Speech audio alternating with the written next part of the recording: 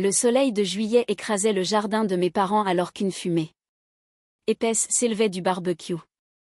Mon frère, Marc, se tenait là comme un roi, retournant ses burgers avec une arrogance théâtrale pendant que sa femme, Jennifer, filmait la scène pour ses réseaux sociaux. Leurs jumeaux, chaussés de baskets de marque qui coûtaient probablement plus cher que mon budget alimentaire mensuel, couraient en cercle autour de la pelouse.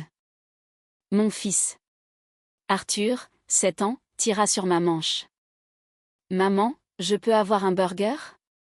J'ai vraiment faim. » Je lui adressai un sourire bienveillant. « Bien sûr, mon chéri. Allons demander à ton oncle Marc. » Nous nous sommes approchés du barbecue.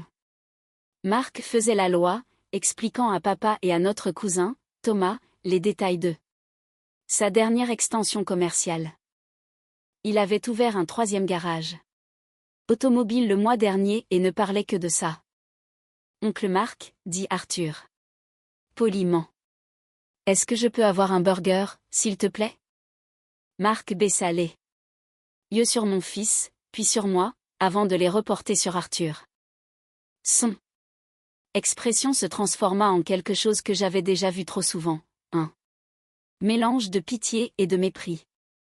Ça, c'est seulement pour les enfants qui ont un avenir, lança-t-il assez fort pour que tout le monde entende.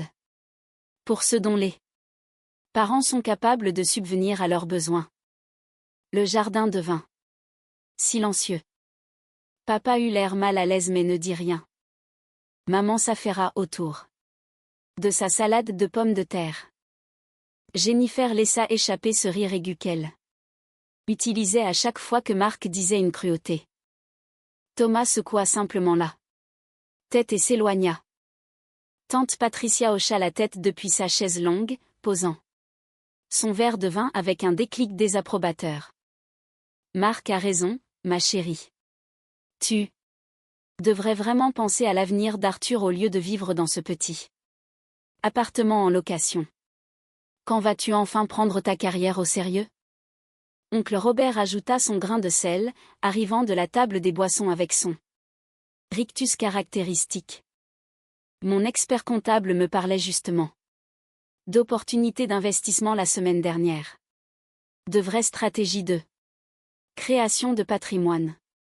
Peut-être que si tu avais fait de meilleurs choix par le passé, tu pourrais offrir à Arthur ce dont il a besoin. Mais il n'est jamais trop tard pour commencer. Marc retourna un burger, manifestement ravi de son public. Certains n'ont tout simplement pas l'esprit entrepreneurial. Tout le monde n'est pas capable de gérer une entreprise florissante. Ça demande de la vision, du dévouement, de vrais sacrifices. La main d'Arthur se crispa dans la mienne. Je pouvais sentir qu'il essayait de ne pas pleurer. Mon fils de 7 ans apprenait ce que signifiait être dénigré par sa propre famille. Je comprends, dis-je calmement. Je pris l'assiette en carton des mains d'Arthur et la posai sur la table. Viens, mon cœur. Rentrons à la maison. Mais j'ai faim, chuchota Arthur. Je sais. On mangera quelque chose sur le chemin. Alors que nous marchions vers le portail, j'entendis Marc lancer « N'oubliez pas la réunion d'investissement familial la semaine prochaine. » Oh, attendez. C'est réservé à ceux qui contribuent réellement à l'entreprise familiale. Nouveau rire. J'ai continué à avancer, une main posée sur l'épaule d'Arthur. Dans la voiture, Arthur laissa enfin couler ses larmes. Pourquoi oncle Marc ne nous aime pas ? C'est compliqué, mon chéri. C'est parce qu'on n'a pas une grande maison comme lui ? Je serrai le volant un peu plus fort. Oncle Marc ne comprend pas tout à notre vie. Ce n'est pas grave. Nous nous sommes arrêtés dans un petit restaurant de type routier sur la route, un de ces établissements classiques à la déco rétro qui servait des petits déjeuners toute la journée.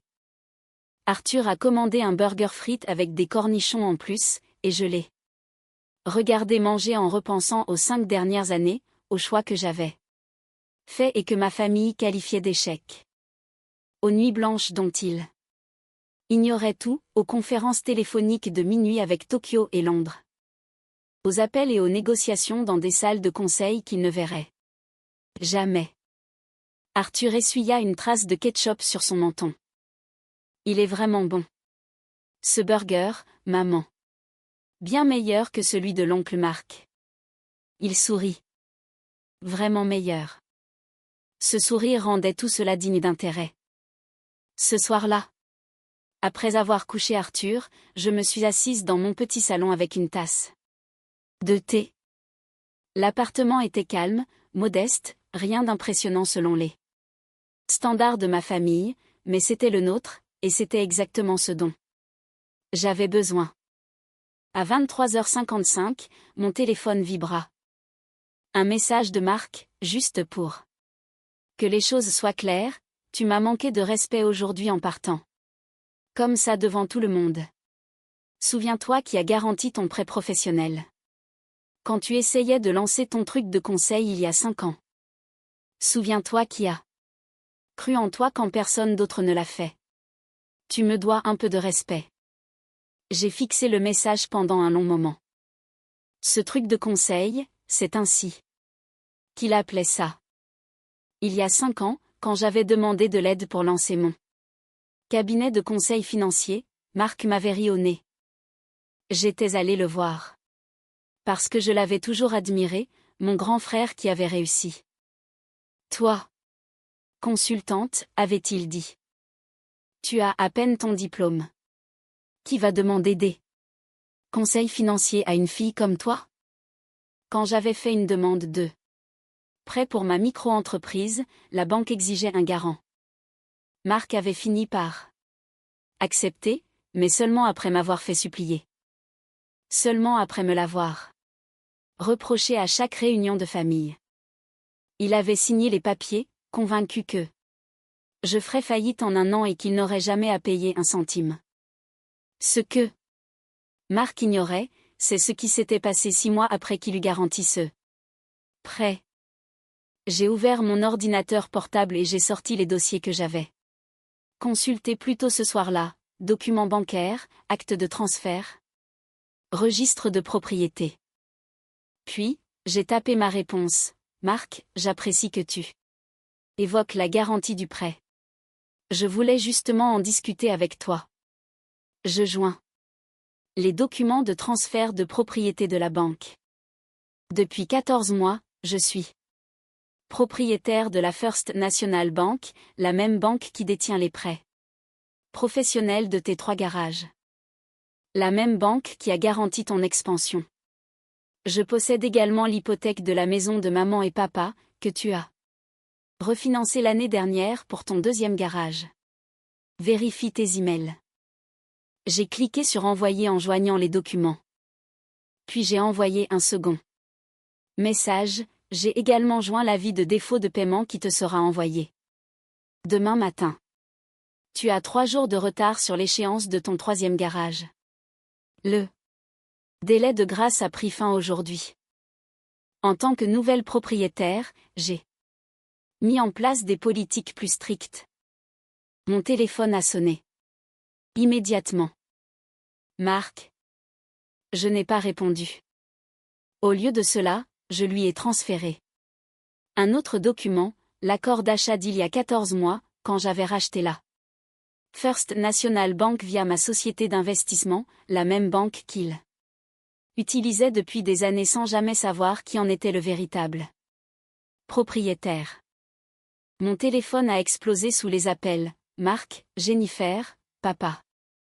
J'ai coupé la sonnerie et envoyé un dernier email, cette fois au responsable des prêts de la banque, en mettant Marc en copie. Veuillez procéder au protocole standard de retard de paiement pour le compte de Marc Thompson. 1. Avis de retard de 3 jours a été émis.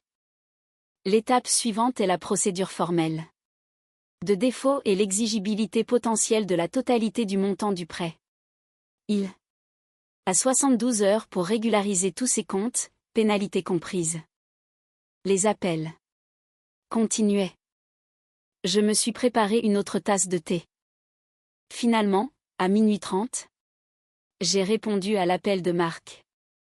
C'est quoi ce bordel, a-t-il hurlé avant que je puisse dire bonjour. Tu es propriétaire de la banque? C'est impossible. Tu es une consultante. Tu vis dans un studio minable. Je suis consultante, ai-je dit calmement. Je conseille des entreprises du Fortune 500 sur leur stratégie d'acquisition. Mon cabinet gère le portefeuille de plusieurs clients fortunés. Nous avons racheté la First National il y a 14 mois. Dans le cadre d'une stratégie d'investissement plus vaste. C'est de la folie. Tu ne peux pas faire ça à la famille. Faire quoi, Marc? Appliquer les politiques bancaires standards? Tu as 3 jours de retard sur ton paiement. Il y a toujours un délai de grâce. Il y en avait un, il a pris fin ce soir. La nouvelle direction a mis en place des protocoles plus stricts le trimestre dernier. Tu l'aurais su si tu avais lu les avis que nous avons envoyés. Ou si tu avais pris la peine de t'intéresser à ma vraie carrière au lieu de l'appeler, ce truc de conseil. La voix de Jennifer criait en arrière-plan. Dis-lui pour le post sur les réseaux sociaux. Dis-lui qu'on va ruiner sa réputation. J'ai pris une gorgée de thé. Marc, tu es actuellement en défaut. Sur 340 000 € de prêts commerciaux. Tes garages sont endettés à 92%. Si j'exige le remboursement immédiat, tu perdras tout dans environ 6 semaines.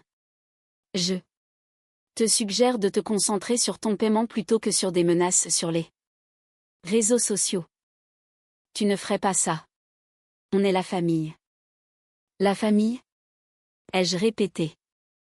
C'est ce que tu as dit à Arthur aujourd'hui quand tu as déclaré que les burgers étaient réservés aux enfants avec un avenir? Quand tu as humilié un enfant de 7 ans lors d'un barbecue familial? Silence à l'autre bout du fil. Voilà ce qui va se passer, ai-je poursuivi. Tu as 72 heures pour effectuer ton paiement plus les frais de retard. Soit 12 800 €. Après ça, nous suivrons les protocoles de défaut standard. Je n'ai pas cette somme. Immédiatement. Tout est bloqué dans les stocks. Alors tu aurais dû effectuer ton paiement à temps.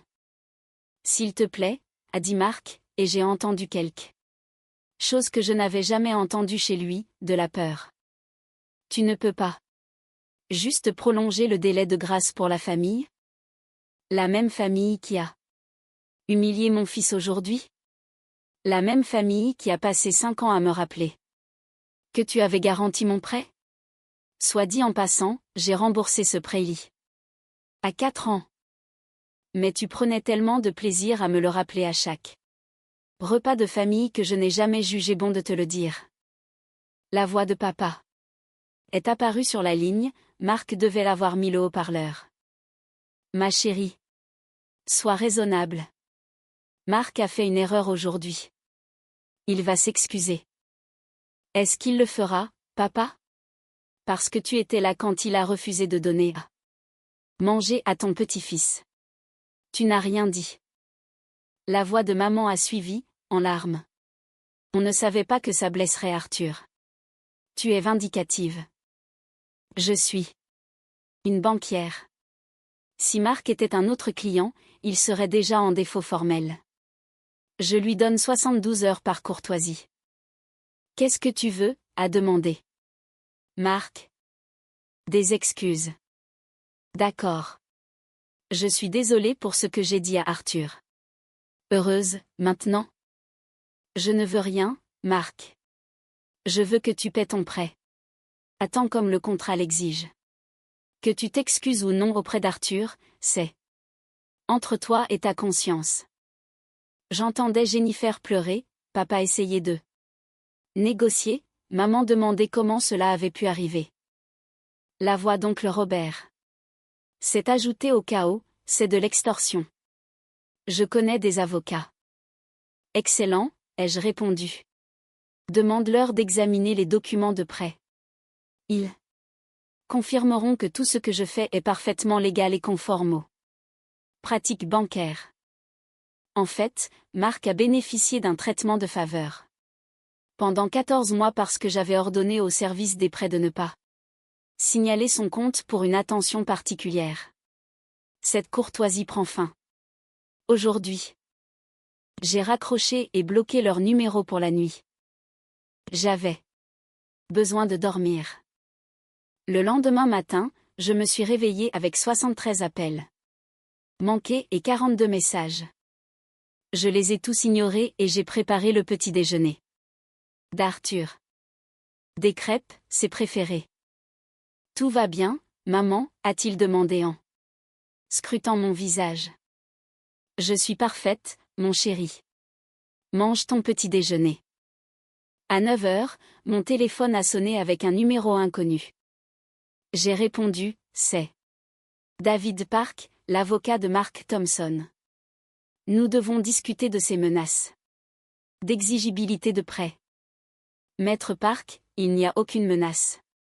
Il y a un contrat que votre client a signé et des politiques bancaires standards qui s'appliquent à tous les emprunteurs. Mark est en défaut. Il lui reste 68 heures pour régulariser. Mon client me dit que vous êtes sa sœur. Il y a un clair conflit d'intérêts. Je suis la propriétaire de la banque. Mon frère est un emprunteur. Il n'y a aucun conflit. Si quoi que ce soit, il a bénéficié d'un traitement de faveur. Cela s'arrête maintenant. 68 heures, Maître Park. J'ai raccroché. À 10 heures, le responsable des prêts de la banque a appelé Mademoiselle Thompson. Nous avons reçu plusieurs appels de l'avocat de Mark Thompson. Comment souhaitez-vous que nous procédions? Protocole standard. Aucune exception. S'il ne régularise pas le défaut dans les délais, nous engageons les procédures d'exigibilité sur les 3 prêts. Entendu. Par ailleurs, nous avons reçu son paiement ce matin, 12 800 € par virement. À 9h45. J'ai souri. Très bien. Confirmez la réception et mettez à jour le statut de son compte. Et John, à partir de maintenant, Mark Thompson reçoit le même traitement que n'importe quel autre client professionnel. Aucune considération spéciale. Bien sûr. Serez-vous présente à la réunion du conseil d'administration cet après-midi? Oui. Je dois examiner les projections du T3. Après avoir raccroché, je me suis assise un moment en silence. Marc avait trouvé l'argent. Probablement emprunté à papa ou vendu quelque chose. Peu importait. Il avait payé. Mon téléphone a vibré. Un message. D'un nouveau numéro, ta mère est très bouleversée. Ce n'est pas toi, ça. J'ai répondu, c'est exactement qui je suis. Vous n'avez juste jamais pris la peine de demander. 3 jours plus tard, j'ai reçu une lettre formelle par courrier recommandé. Des excuses de Marc à Arthur. Soigneusement formulées. Probablement écrites par son avocat. Ça ne signifiait rien, mais c'était quelque chose. 2 semaines plus tard, lors du dîner d'anniversaire de maman, l'ambiance était différente. Plus calme. Marc et Jennifer sont arrivés en retard. Et sont partis tôt. Personne n'a posé de questions sur mon appartement ou mon travail. Personne n'a fait de commentaires sur l'avenir d'Arthur. Quand Arthur a demandé à oncle Marc s'il pouvait avoir un morceau de gâteau, Marc a dit oui. Immédiatement et lui a coupé une part extra large. Petite victoire. Ce soir-là, en bordant Arthur, il a dit, oncle Marc était plus gentil. Aujourd'hui. Oui, il l'était. Tu lui as parlé, d'une certaine façon? Oui. C'est bien, a dit Arthur en bâillant. Je préfère quand les gens sont gentils. Je l'ai embrassé sur le front. Moi aussi, mon chéri. Moi aussi. Plus tard, dans mon bureau, j'ai passé en revue les rapports trimestriels de la banque. La First National dépassait les prévisions. Ce rachat avait été l'une de mes meilleures décisions, non pas à cause de Marc, mais parce que c'était un investissement solide qui aiderait à sécuriser l'avenir réel d'Arthur. L'avenir que ma famille avait tourné en dérision lors d'un barbecue. L'avenir que j'avais construit en silence alors qu'il supposait que je faisais faillite. Mon téléphone a vibré. Un email de Thomas, mon cousin, celui qui s'était éloigné du barbecue ce jour-là. J'ai entendu ce qui s'est passé. Bien joué. Marc avait besoin d'apprendre cette leçon. Par ailleurs, ma société cherche un conseiller financier pour une acquisition que nous prévoyons. Est-ce que tu prends de nouveaux clients? J'ai souri et tapé ma réponse, envoie-moi les détails. Je serai ravi de les examiner.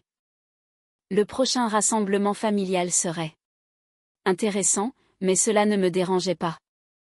J'avais passé 5 ans à être sous-estimé. Je pouvais supporter d'être respecté ou crainte. Les deux fonctionnaient très bien. Ce qui importait, c'est qu'on ne dirait plus jamais à Arthur qu'il n'avait pas d'avenir, car sa mère l'avait construit tout ce temps. Une acquisition après l'autre, un investissement après l'autre, pendant qu'il était trop occupé à juger pour le remarquer. Parfois, la personne la plus silencieuse dans une pièce est la plus puissante. Elles choisissent simplement de ne pas l'annoncer jusqu'à ce que ce soit absolument nécessaire. Et il n'y a rien de plus nécessaire que de protéger son enfant contre le mépris gratuit et le refus de partager un repas lors d'une fête de famille.